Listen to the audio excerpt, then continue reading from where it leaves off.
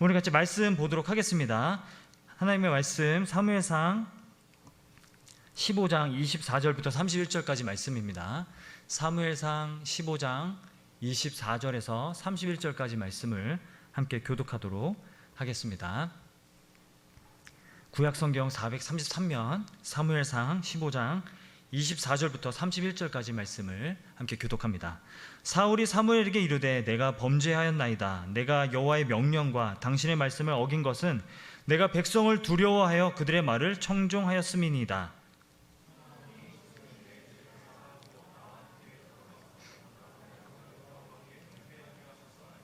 사무엘이 사울에게 이르되 나는 왕과 함께 돌아가지 아니하리니 이는 왕이 여호와의 말씀을 버렸으므로 여호와께서 왕을 버려 이스라엘 왕이 되지 못하게 하셨음이니이다 하고,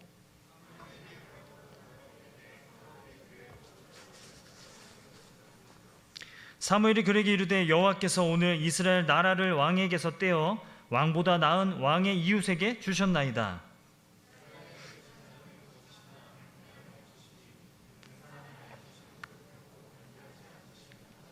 사울이 이르되 내가 범죄하였을지라도 이제 청하옵나니 내 백성의 장로들 앞과 이스라엘 앞에서 나를 높이사 나와 함께 돌아가서 내가 당신의 하나님 여호와께 경배하게 하소서 하더라. 이에 사무엘이 돌이켜 사울을 따라가매 사울이 여호와께 경배하니라. 아멘. 오늘 저희들에게 말씀을 전해주실 문대원 선교사님은요, 저희 청년 2부 수련회 강사로 모시려고 했는데요, 또 이렇게 주일 강단으로 모시게 되었습니다. 문대원 선교사님께서는 아프리카 부룬디에서 또 오랫동안 사역을 하고 계시고요, 또 안식년을 맞아서 이곳에 오셔서 또 저희들에게 또 말씀을 전해주시게 되었습니다. 오늘 순종과 신뢰, 하나님을 경험하는 삶의 비밀이라는 제목으로 저희들에게 말씀 전해주실 때 또 귀한 선교사님 보내주신 하나님께 감사하는 마음으로, 또 선교사님을 환영하는 마음으로 우리 큰 박수로 선교사님 모시도록 하겠습니다.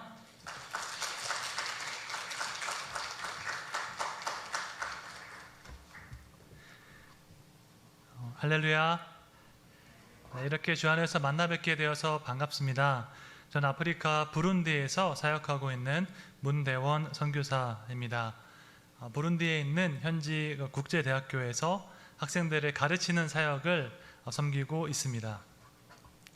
제가 저를 부룬디 선교사라고 소개를 하면 사람들이 대부분 이렇게 질문합니다. 부룬디가 어디에 있는 나라인가요? 라고 질문합니다.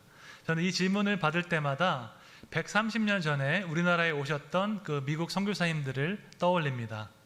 왜냐하면 그분들이 한국에서 사역하시면서 자신을 한국에서 사역하는 선교사입니다라고 소개할 때 대부분의 미국인들이 그 당시에 한국을 몰랐기 때문에 한국이 어디에 있는 나라인가요? 라고 질문했기 때문입니다. 하지만 그분들은 우리나라 이 작은 한국에서 사역하시면서 분명한 소망을 가지고 계셨고, 하나님께서 이 나라를 통해서 행하실 놀라운 일을 기대하는 마음으로 그런 확신을 가지고 사역하셨습니다. 그리고 그 열매를 오늘날 우리가 보고 있습니다. 한국은 잘 아시는 것처럼 세계에서 두 번째로 많은 선교사를 파송하는 나라입니다. 여러분은 부룬디라는 나라를 들어보신 적이 없겠지만 부룬디에서도 사역하는 선교사가 3가정이나 있습니다. 부룬디에는 한국 대사관이 없습니다. 오로지 그곳에서 있는 모든 한인들은 15명인데 다 선교사들입니다. 이렇게 선교에 헌신된 나라가 우리 대한민국인데, 하나님께서 한국에서 이렇게 위대한 일, 놀라운 일을 행하셨다면 동일한 역사를 부룬디에서도 행하실 줄로 믿습니다. 그런 믿음을 가지고 열심히 사역하고 있습니다. 오늘은 제가 선교 보고를 드리는 것이 아니라 말씀을 전하도록 부탁을 받았기 때문에 사무엘상 말씀을 중심으로 해서 순종과 신뢰의 삶에 대해서 말씀을 전하고자 합니다. 오늘 이렇게 말씀을 전할 수 있도록 이순행 목사님께서 연락해 주시고 이렇게 초청해 주셨는데 정말 마음 깊이 감사드리고, 어저께 저녁에 함께 식사하고 교제하면서 너무나도 귀한 교제 시간을 가졌습니다. 여러분들 너무너무 귀한 청년부 목사님 가지신 것에 대해서 정말 감사하시리라 믿고, 앞으로도 계속해서 하나님께서 중정교회 청년부를 통해서 놀라운 구원의 역사를 이루시기를 축원합니다. 우리가 한국을 떠나서 외국에 가보면은 비로소 깨닫게 되는 우리나라의 특징이 있습니다. 우리가 한국에서 살 때는 잘 깨닫지 못합니다. 왜냐하면 너무나도 우리에게 익숙한 환경이기 때문에. 그런데 어디 가까운 동남아시아나 다른 나라로 여행을 가면 문화적 차이를 느끼면서 우리나라가 이런 나라였구나 깨닫게 될 때가 있습니다. 저는 14년 전에 결혼을 하고 외국으로 떠나서 지난 14년 동안 외국에서 생활을 했습니다. 스위스에 가서 1년 동안 선교 훈련을 받았고 미국 보스턴에서 7년 동안 신학을 공부했습니다. 그리고 아프리카 부룬디 선교사로서 6년간 사역을 섬겼습니다. 오랫동안 한국을 떠나서 외국에 있으면서 우리나라가 어떤 나라인지, 우리 사회의 특징이 무엇인지에 대해서 조금 더 객관적으로 바라볼 수 있게 되었습니다. 사람들이 우리 한국 사회를 분석하면서 이야기할 때 빠지지 않는 키워드가 하나 있습니다. 그것은 바로 체면 문화입니다. 우리는 실제 내 모습보다도 다른 사람이 우리를 어떻게 생각하는지에 대해서 아주 많은 신경을 쓰면서 살아갑니다. 적당히 신경을 쓰는 것이 아니라 매우 많이 그 다른 사람의 시선을 의식하면서 살아갑니다. 우리나라 속담 중에서 외국인에게 정말 이해시키기, 소개하기 힘든 속담이 한 가지 있습니다. 바로 냉수 먹고 이 쑤신다라는 속담입니다. 여러분, 냉수를 마셨는데 왜 이를 쑤실까요? 도대체 무엇을 위해서, 누구를 위해서 이런 행동을 하는 것일까요? 나 자신을 위해서일까요? 아닙니다. 다른 사람을 위해서입니다. 다른 사람에게 보이기 위해서. 실제로 나는 고기 먹을 형편이 안 되는데 고기 많이 먹은 것처럼 보이기 위해서 냉수 마시고 이를 쑤신다는 것입니다. 이처럼 우리 체면 문화는 다른 사람이 나를 어떻게 생각하는지 아주 많은 신경을 쓰면서 살아가게 됩니다. 따라서 대부분의 한국 사람들은 초등학교에 입학하는 순간부터 죽을 때까지 나와 다른 사람을 비교하며 또한 비교당하며 살아가게 됩니다. 사회학에서는 이것을 가리켜 peer pressure라고 부릅니다. 문자적으로 해석하면은 친구에게서 느끼는 압박감입니다. 우리가 흔히 엄친아라고 이야기하지 않습니까? 엄마 친구 아들, 공부도 잘하고 키도 크고 운동도 잘하는 그런 아들 말입니다. 우리 초등학교 입학하면은 우리 어머니가 이렇게 자주 말씀하십니다. 옆집의 걔는 이번 시험에서 100점이 몇 개인데 왜 너는 100점이 한 개도 없니? 라고 어머니께서 말씀하십니다. 이렇게 성적 비교부터 시작해서 대학교에 입학하면 학벌을 비교합니다. 직장에 취업을 하면은 회사를 비교하고 연봉을 비교합니다. 나중에 결혼을 하면 배우자를 비교하고 아파트 평수를 비교합니다. 그러다가 아이를 낳으면 처음부터 다시 돌아가서 아이의 키를 비교하고 외모를 비교하고 또한 성적을 비교합니다.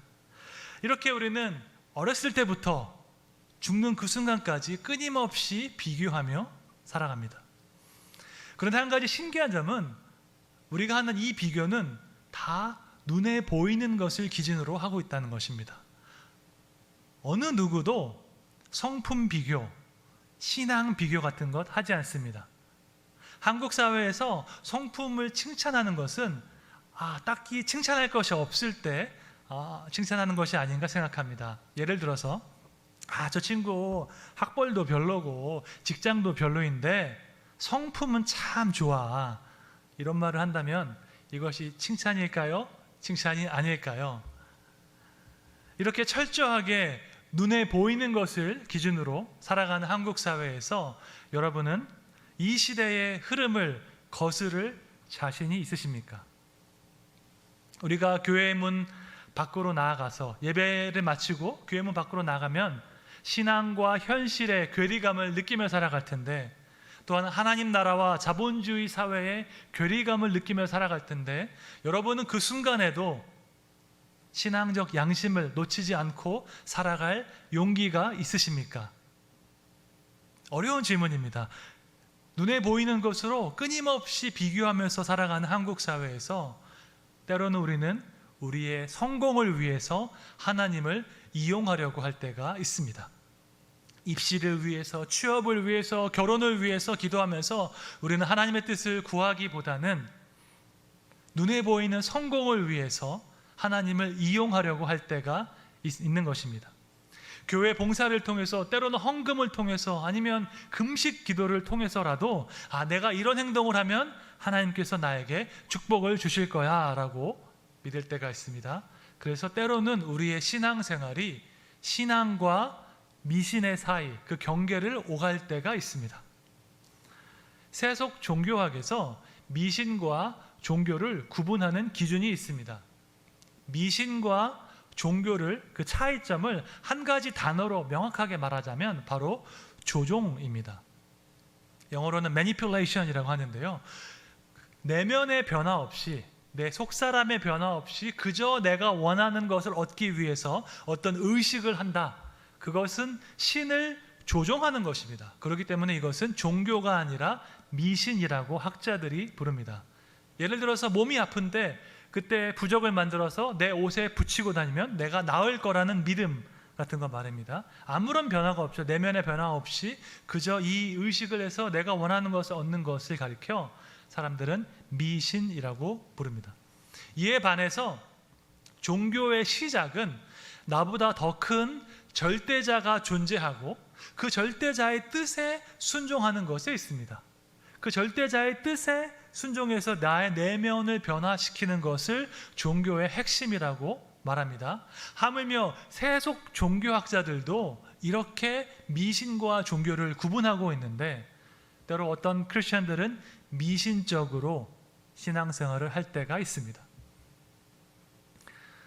내가 40일 특별 기도를 하고 있으니까 이번 시험에는 반드시 합격할 거야. 내가 올해는 교회 봉사 진짜 열심히 했으니까 이번 승진에는 꼭 승진할 수 있을 거야. 하지만 여러분, 기도 열심히 해도 시험에 떨어질 수 있고, 봉사를 열심히 해도 승진하지 못할 수 있습니다. 내면의 변화 없이, 자기 부인 없이 그저 내가 원하는 것을 얻으려 한다면 그것은 참된 신앙이 아니라 미신에 가깝습니다. 하지만 예수님께서는 자기를 따르고자 하는 자들에게 다음과 같이 말씀하셨습니다. 마태복음 16장 24절 말씀입니다. 함께 읽어볼까요? 누구든지 나를 따라오려거든 자기를 부인하고 자기 십자가를 지고 나를 따를 것이니라. 아멘. 예수님을 따르고자 하는 무리들에게 예수님께서 말씀하셨습니다. 너희가 나를 따르기 원한다면 너희 자기를 부인하고, 다시 말해서 나의 욕심과 이기심을 부인하고 너의 십자가를 지고 나를 따라오라고 말씀하셨습니다. 우리는 예수님, 나의 십자가를 지고 예수님을 따라가는 것을 낭만적으로 생각할 때가 있는데, 고대 로마 사회에서 누가 십자가를 진 줄 아십니까? 바로 그 십자가에 달려서 죽을 사람이 그 십자가를 지었습니다. 따라서 예수님께서 너의 십자가를 지고 나를 따르라 하실 때에는 나의 이기심과 욕망에 대해서, 내 자아에 대해서 죽을 각오를 하고 예수님을 따라오라는 의미인 것입니다. 바라기는 이 자리에 계신 분들 모두 미신적으로 예수님을 믿는 것이 아니라 참된 내면의 변화와 자기 부인을 통해서 예수님의 제자로 그분을 따르시기를 주님의 이름으로 축원합니다. 오늘 본문 말씀은 교회에 오래 다니신 분들에게는 아주 익숙한 말씀입니다. 이스라엘의 초대 왕이었던 사울 왕이 하나님께 징계를 받고 버림을 받는 장면입니다. 여러분은 왜 사울 왕이 하나님께 버림을 받았다고 생각하십니까? 과연 사울은 정말 하나님께 버림받을 정도로 큰 잘못을 했을까요? 이것에 대해서 이야기하는 많은 책과 주석서가 있을 정도로 쉽지 않은 주제이지만 저는 그 핵심을 한 문장으로 줄여서 말하면 다음과 같다고 생각합니다. 사울은 하나님의 편에 서서 그분께 순종하기보다 자기의 뜻을 이루기 위해서 하나님을 이용했기 때문에 하나님께 징계를 받았습니다. 우리가 사울에 대해서 한 가지 잊지 말아야 될 사실이 있습니다. 그는 그의 인생 처음부터 마지막까지 결단코 하나님의 능력을 의심한 적이 없습니다. 그는 하나님께서 함께 하시면 전쟁에서 승리한다는 것을 너무나도 확고하게 믿었던 사람입니다. 그래서 그는 항상 전쟁하기 전에 하나님께 제사를 드렸습니다. 왜냐하면 제사를 드리면 하나님께서 전쟁에서 승리할 수 있도록 도와주시기 때문입니다. 그런데 길갈에서 블레셋과 전투를 앞두고 있는데 사무엘이 늦게 나타나서 지금 제사가 지연되고 있었습니다. 빨리 제사를 드리고 가서 전쟁을 해서 이겨야 되는데 사무엘이 늦게 나타나는 것입니다. 그래서 사울이 어떻게 한 줄 아십니까? 본인이 제사장이 아님에도 불구하고 본인이 직접 제사를 드렸습니다. 여러분, 지금 사울이 하나님을 사랑해서 하나님을 경배하기 위해서 제사를 드리고 있나요? 아닙니다. 그는 전쟁에서 승리하기 위해서, 다시 말해서 자신이 원하는 그 뜻을 이루기 위해서 제사를 드렸습니다. 뿐만 아니라 아말렉과의 전쟁에서 하나님은 살아있는 모든 것들을 진멸하라고 말씀하셨습니다. 하지만 사울은 이 말씀에 불순종하고 가장 좋은 양, 가장 좋은 소를 살려두었습니다. 무엇을 위해서요? 바로 하나님께 제사 드리기 위해서라고 변명했습니다. 그 말을 들은 사무엘이 정말 역사에 기록될 만한 그런 말을 합니다. 왕이시여, 순종이 제사보다 낫습니다 라고 이야기했습니다. 사무엘상 15장 22절 말씀입니다. 사무엘이 이르되 여호와께서 번제와 다른 제사를 그의 목소리를 청종하는 것을 좋아하심 같이 좋아하시겠나이까? 순종이 제사보다 낫고 듣는 것이 순양의 기름보다 나으니 라고 말씀하고 있습니다. 순종이 제사보다 더 중요하다는 것입니다. 현대적으로 표현하자면 순종이 예배보다 더 중요합니다. 순종이 봉사보다, 헌금보다 훨씬 더 중요한 것입니다. 여러분, 하나님을 향한 순종 없이 우리가 형식적으로 제사를 드리고 예배를 드리는 것 아무런 의미가 없습니다. 왜냐하면 우리 하나님께서 그런 형식적인 제사를 받지 않으시기 때문입니다. 구약의 선지서는 반복해서 말씀하시기를 하나님을 향한 사랑과 순종이 없이 드리는 그 형식적인 제사 하나님은 안 받는다고 말씀하고 계십니다. 아모스 5장 22절에 이런 말씀이 있습니다. 함께 읽어보겠습니다. 시작. 너희가 내게 번제나 수제를 드릴지라도 내가 받지 아니할 것이요 너희의 살찐 희생의 화목제도 내가 돌아보지 아니하리라. 아멘. 호세아 6장 6절에는 이런 말씀이 있습니다. 나는 인애를 원하고 제사를 원하지 아니하며 번제보다 하나님을 아는 것을 원하노라 말씀하고 있습니다. 그렇게 형식적으로 나와서 번제하고 제사 드리는 것, 그러면서도 하나님을 사랑하지 않고 순종하지 않는 것, 나는 그런 거 안 받겠다라고 하나님께서 말씀하고 계십니다. 우리가 주일날 드리는 이 공예배는 우리의 말과도 같습니다. 이 시간 너무나도 귀한 시간입니다. 하지만 우리가 평일에 드리는 삶의 예배는 우리의 행동과도 같습니다. 여러분, 우리의 말과 행동이 일치할 때 우리가 그 사람을 믿을 수 있는 사람이다라고 이야기합니다. 어떤 사람이 말로는 공의와 정의를 외치지만 실제 행동은 그렇게 하지 않을 때 우리가 얼마나 크게 실망하는지 모릅니다. 따라서 주일날 드리는 이 공예배와 우리가 평일날 세상에서 드리는 삶의 예배가 일치해야 하는 줄로 믿습니다. 그렇게 우리의 믿음과 우리의 말과 우리의 행동이 일치할 때 비로소 세상은 우리가 하나님을 믿는 참된 제자임을 깨닫게 될 것입니다.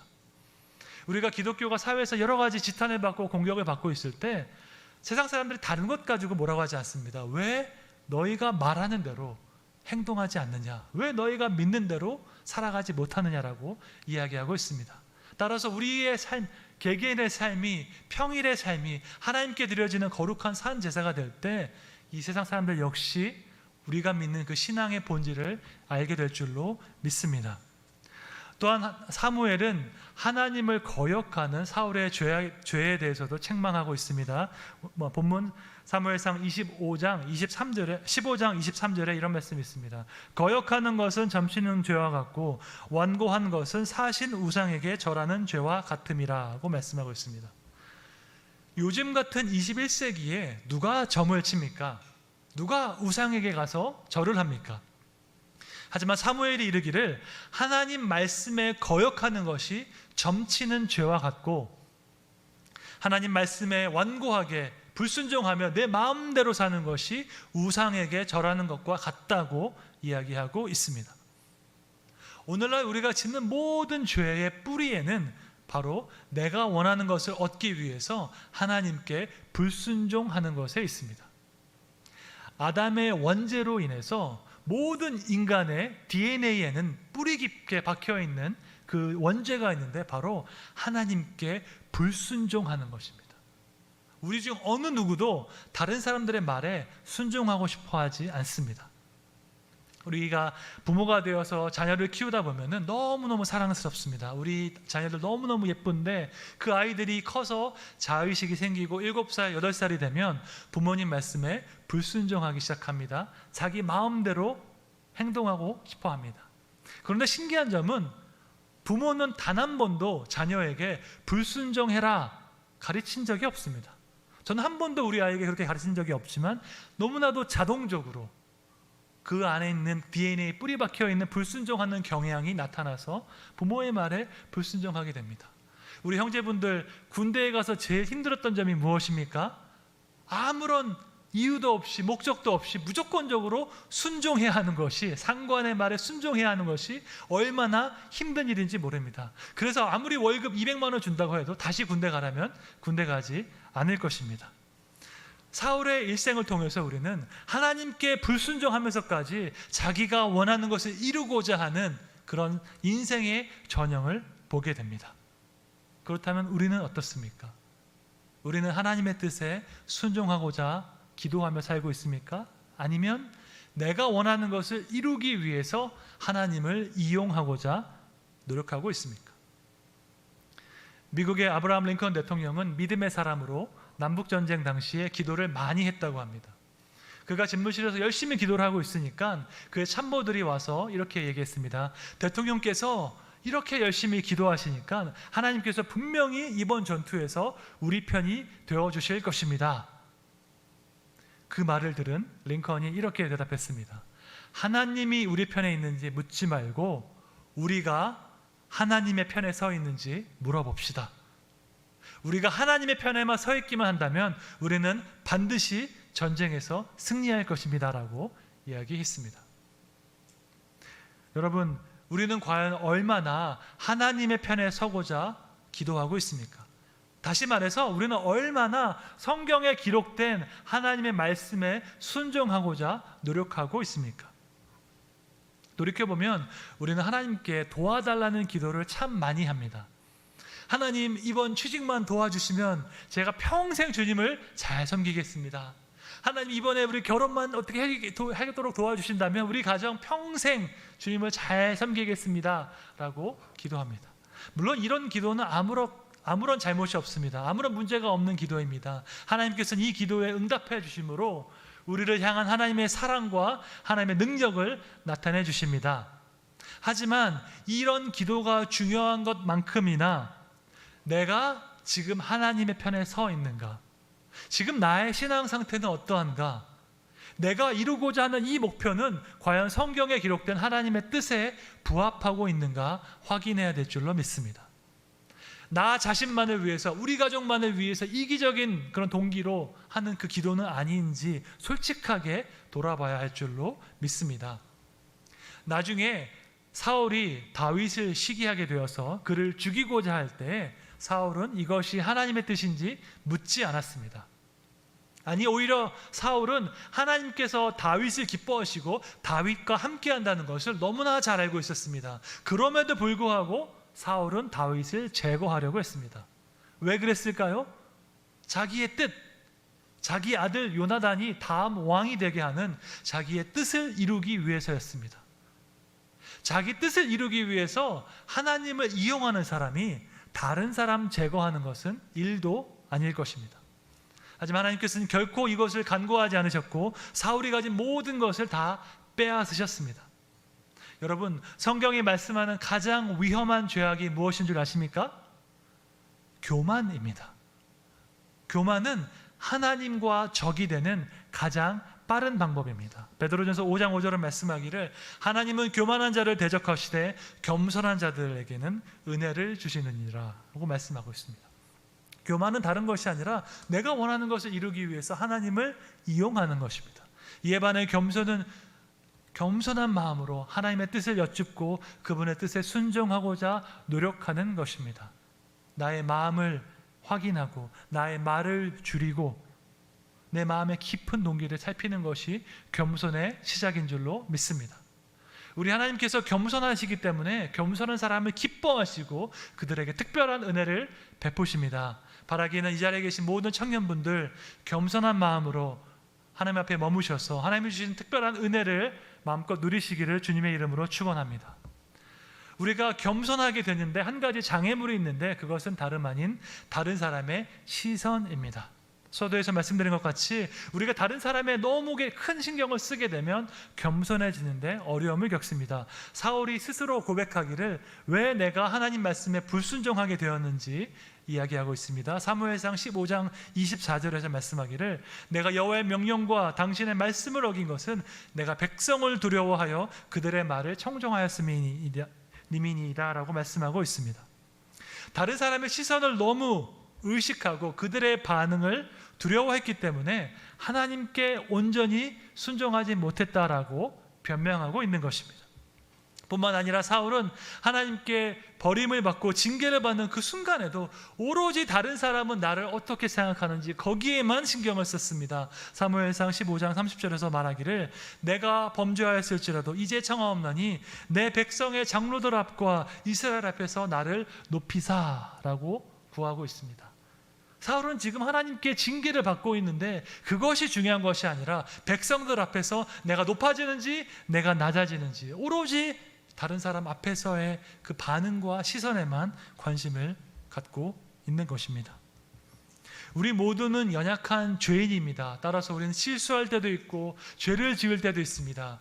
하지만 하나님께서 우리의 죄를 지적하시고 우리를 징계하실 때 우리는 반드시 우리의 죄를 자복하고 회개해야 하는 줄로 믿습니다. 그것만이 살 길이기 때문입니다.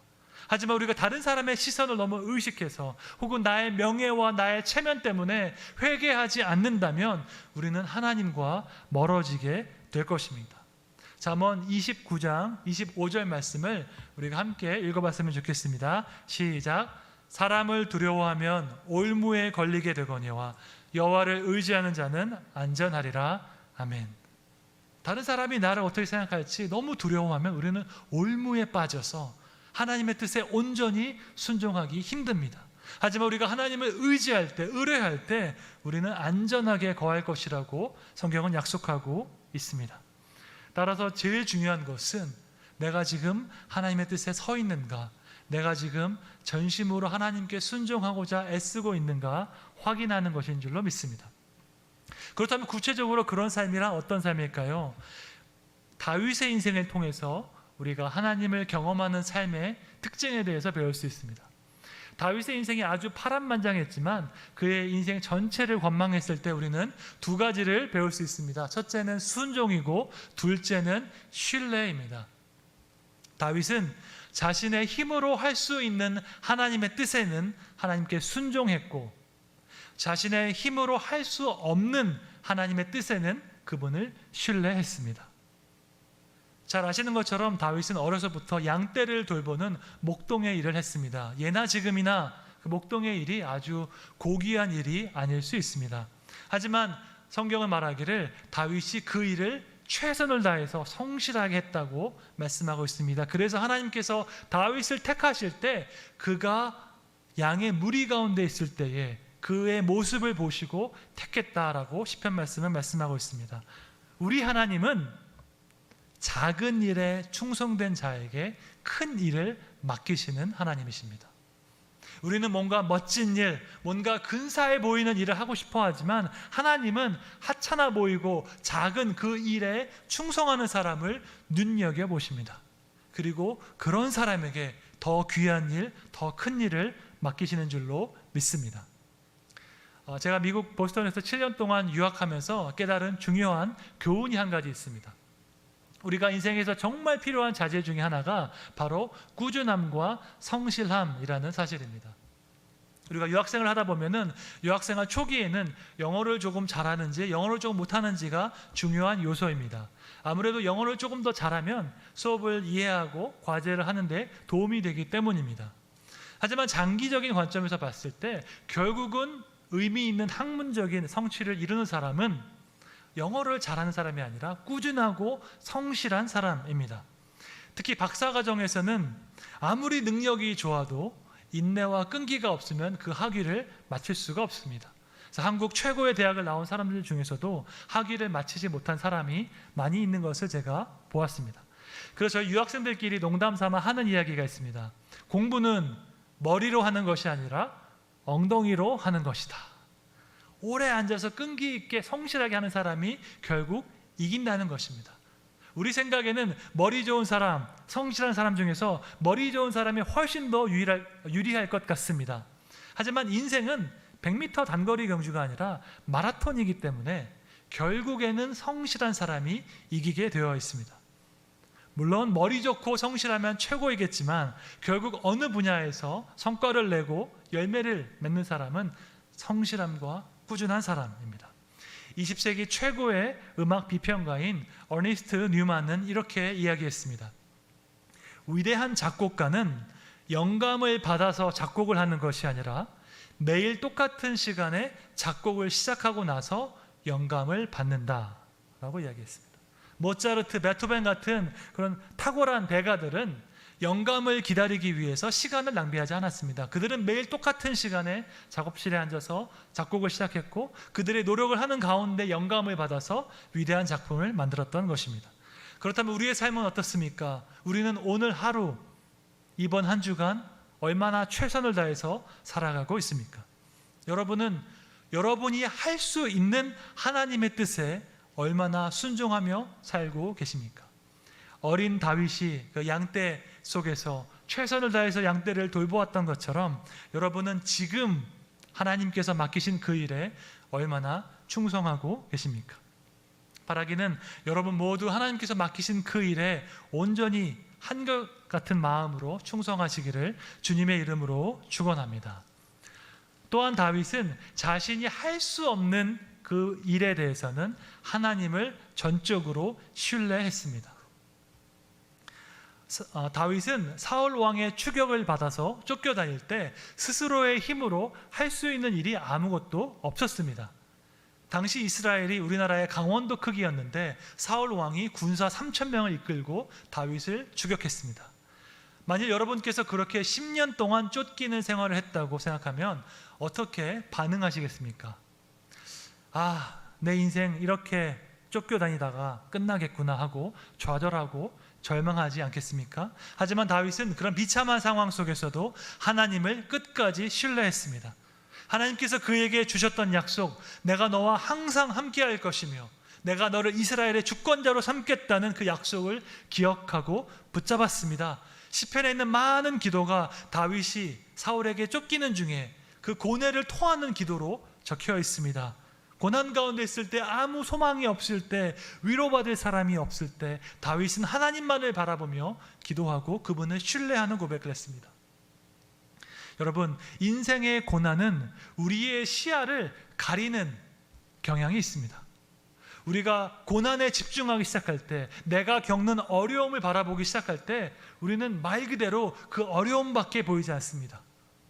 그러면 얼마든지 나는 이 세상에서 제일 불쌍한 사람이 될 수 있습니다. 그러면 삶의 비관주의에 빠지고 좌절하고 낙심하게 되는 것입니다. 어떻게 우리가 이 비관주의를 이길 수 있겠습니까? 어떻게 하면 우리가 고난으로부터 벗어나서 좀 우리의 시야를 다시 확보할 수 있겠습니까? 바로 하늘에 계신 하나님을 바라보며 그분의 영원한 시각으로 우리의 인생을 바라볼 때 가능한 줄로 믿습니다. 기독교의 고전인 철로역정에 보면 주인공인 순례자가 순례의 길을 걷습니다. 여러 가지 고난과 어려움을 겪는 중에 도중에 안식처를 만납니다. 한 번은 그가 기쁨의 산이라는 곳에 이르렀는데 그곳은 시야가 탁 트인 곳이어서 지나왔던 길도 보이고 그가 앞으로 가야 할 그 천상의 도시도 보이는 곳이었습니다. 아직 그의 모든 믿음의 여정이 끝난 것은 아니었지만 그 순례자는 기쁨의 산에서의 시간을 통해서 내가 이런 길을 겪어왔구나, 하나님께서 이때 함께 하셨구나, 내가 가야 할 천상의 도시가 저기이구나, 하나님이 저곳으로 날 인도하시겠구나, 그의 여정을 초월적인 시각으로 볼 수 있었습니다. 마찬가지로 우리 모든 신앙의 순례자들은 이런 기쁨의 산에서와 같은 시간이 필요할 줄로 믿습니다. 그것은 다름 아닌 오늘 같은 예배와 기도의 시간을 통해서 우리가 하나님을 경험하고 그분의 영원한 시각으로 우리의 인생을 바라볼 때 가능한 줄로 믿습니다. 인생의 고난은 나의 작음과 하나님의 크심을 깨닫는 시간입니다. 인생에는 우리 스스로의 힘으로 감당할 수 없는 어려움들이 많습니다. 너무 많습니다. 지금이 너무너무 힘들어 보지만 나중에 살다 보면 그때는 별거 아니었구나라고 생각할 정도로 힘든 일이 많습니다. 그렇기 때문에 우리 힘으로 살 수 없고 더욱더 하나님을 의지하고 그분만 신뢰하는 법을 배워야만 합니다. 하나님을 신뢰하는 것과 하나님께 순종하는 것은 동전의 양면과도 같습니다. 하나님을 신뢰한다고 하면서 내가 할 수 있는 일을 하지 않는 것은 결코 믿음이 아닙니다. 진정한 믿음의 사람은 내가 할 수 있는 부분에서 그 부분에 최선을 다하고 내가 할 수 없는 부분에서는 하나님께서 그 일을 행하시도록 신뢰하며 기다리는 사람입니다. 제가 처음 아프리카 부룬디 선교사로 떠날 때 저의 후원교회가 많지 않았습니다. 저는 한국에서 신학 공부를 하지 않고 미국에서만 신학 석사와 박사과정을 공부했기 때문에 한국 교회와 아무런 직접적인 연관성이 없었습니다. 하지만 그 박사과정이 마쳐갈 때쯤 하나님께서 부룬디로 가라는 확신을 주셨고 저와 하나는 기쁜 마음으로 네 하고 순종했습니다. 저희가 한 것은 아주 작은 순종이지만 하나님께서는 그 순종을 통해서 정말로 상상하지도 못할 크고 놀라운 일을 이루셨습니다. 제가 사역하는 부룬디 국제대학교는 미국에서 세운 대학교입니다. 제가 6년 전에 처음 부임할 때는 학생들이 200명 정도였습니다. 지금은 재학생이 850명이 되었습니다.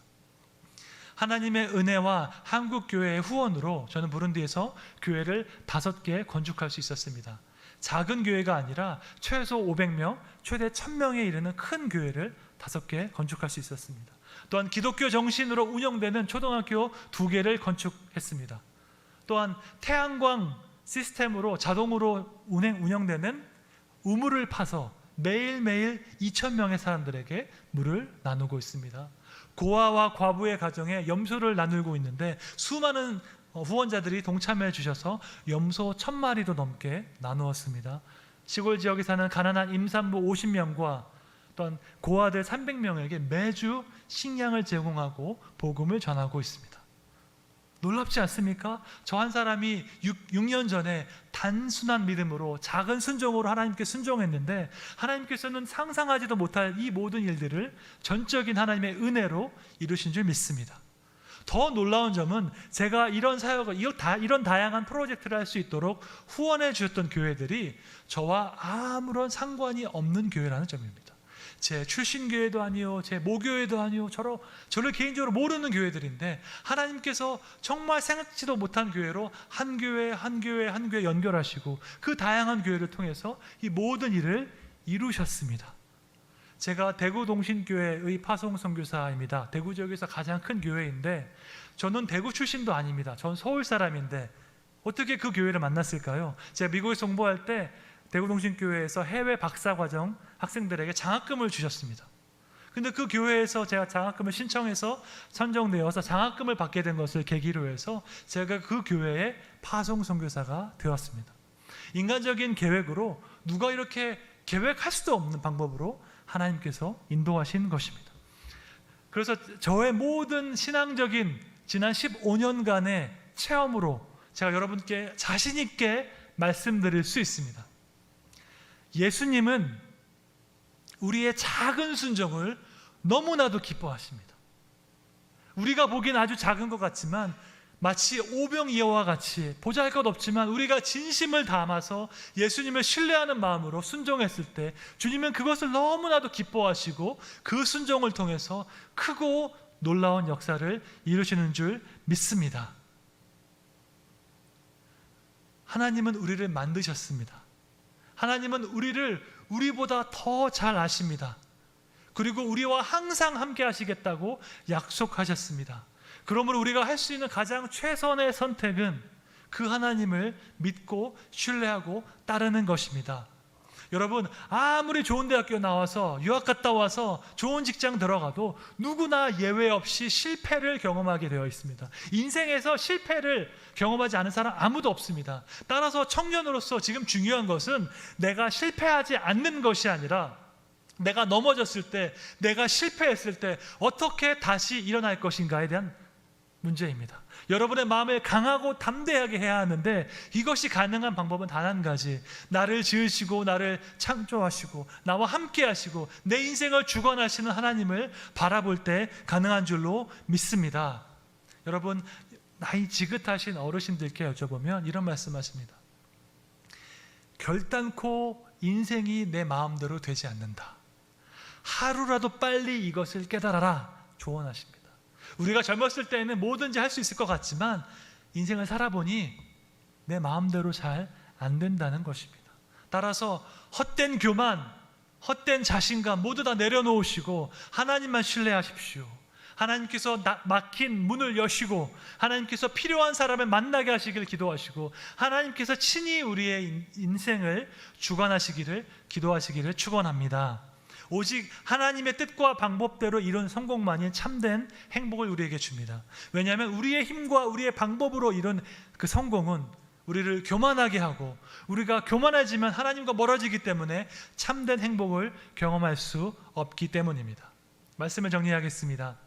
사울 왕의 인생을 통해서 우리는 내 뜻을 이루기 위해서 하나님을 이용하려고 했던 그런 삶의 위험성을 깨닫게 됩니다.